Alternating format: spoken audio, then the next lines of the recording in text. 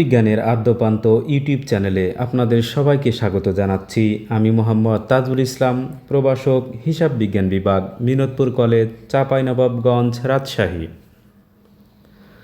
আজকের ক্লাসের আলোচ্য বিষয় হিসাব চক্রের ধারণা, হিসাব চক্রের ধাপসমূহ, হিসাবের ধারণা, আধুনিক বা সমীকরণ পদ্ধতিতে হিসাবের শ্রেণীবিভাগ, সনাতন পদ্ধতিতে হিসাবের শ্রেণীবিভাগ। হিসাব চক্র বা অ্যাকাউন্টিং সাইকেল।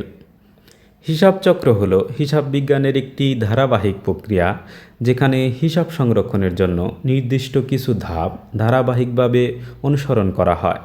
এই প্রক্রিয়ার মাধ্যমে একটি ব্যবসায়ের আর্থিক লেনদেনগুলো শনাক্তকরণ, লিপিবদ্ধকরণ এবং আর্থিক প্রতিবেদন তৈরি করা হয়। হিসাব চক্রের প্রধান ধাপগুলো হল লেনদেন শনাক্তকরণ, জাবেদাভুক্তকরণ, খতিয়ানে স্থানান্তর, রেওয়ামিল প্রস্তুতকরণ,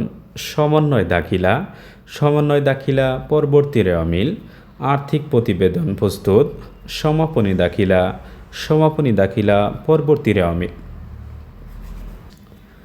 এখন আমাদের আলোচ্য বিষয় হিসাব বা অ্যাকাউন্টস। একটি ব্যবসায় প্রতিষ্ঠানে নিয়মিত বিভিন্ন ধরনের লেনদেন সংঘটিত হয়। এসব লেনদেন থেকে উক্ত প্রতিষ্ঠানের আর্থিক অবস্থা অর্থাৎ আয়, ব্যয়, সম্পদ, দায় ও মালিকানা সত্ত্বের পরিমাণ জানা যায়। প্রতিটি লেনদেনকে এককভাবে হিসাবভুক্ত করা খুবই জটিল এবং সময়সাপেক্ষ কাজ। তাই সমজাতীয় লেনদেন সমূহকে একটি নির্দিষ্ট শিরোনামে হিসাবভুক্ত করা হয়। যেমন সকল বিক্রয়কে বিক্রয় হিসাব শিরোনামে হিসাবভুক্ত করা।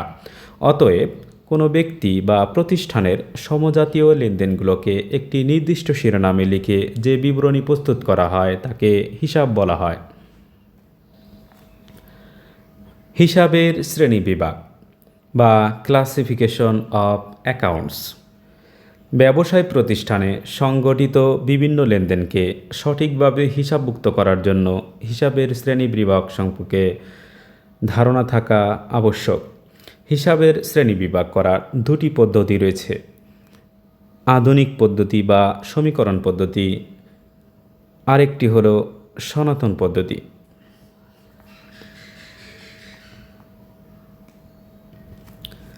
আধুনিক বা সমীকরণ পদ্ধতি অনুযায়ী হিসাব 5 প্রকার: সম্পদ হিসাব, দায় হিসাব, মালিকানা সত্ত্ব হিসাব, খরচ হিসাব এবং আয় হিসাব। সম্পদ হিসাব বা অ্যাসেটস অ্যাকাউন্ট।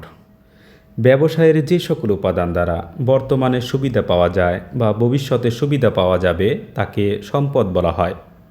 যেমন নগদান হিসাব।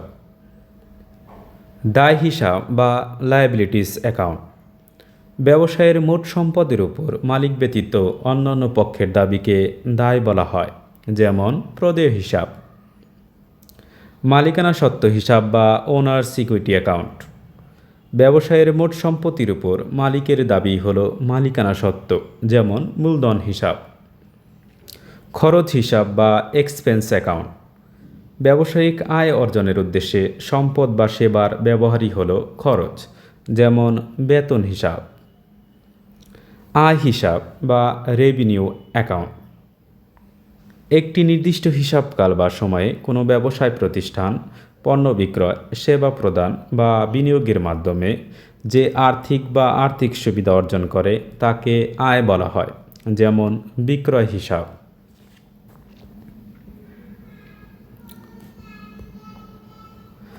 সনাতন পদ্ধতি অনুযায়ী হিসাব প্রধানত 3 প্রকার: ব্যক্তিবাচক হিসাব, সম্পত্তিবাচক হিসাব এবং নামিক হিসাব।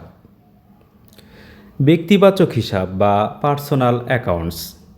কোনো ব্যক্তি, প্রতিষ্ঠান, ব্যাংক বা কোম্পানির নামে খোলা হিসাবকে ব্যক্তিবাচক হিসাব বলা হয়। যেমন রহিম ট্রেডার্স, পাওনাদার হিসাব, ব্যাংক হিসাব ইত্যাদি। সম্পত্তিবাচক হিসাব বা রিয়েল অ্যাকাউন্ট।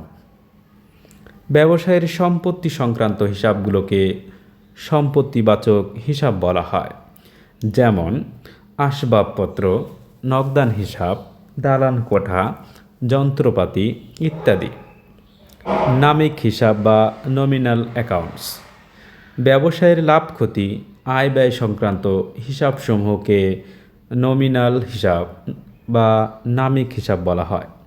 যেমন বেতন হিসাব, ভাড়া হিসাব, ক্রয় হিসাব এবং বিক্রয় হিসাব।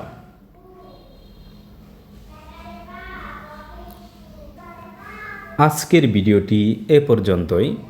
আমাদের পরবর্তী ক্লাসের আলোচ্য বিষয় ডেবিট ক্রেডিট নির্ণয়ের নিয়মাবলী, জাবেদাভুক্তকরণ, জাবেদার প্রকারভেদ, জাবেদার নিয়মাবলী।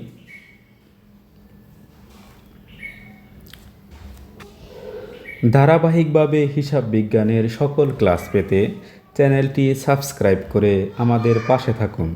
ধন্যবাদ।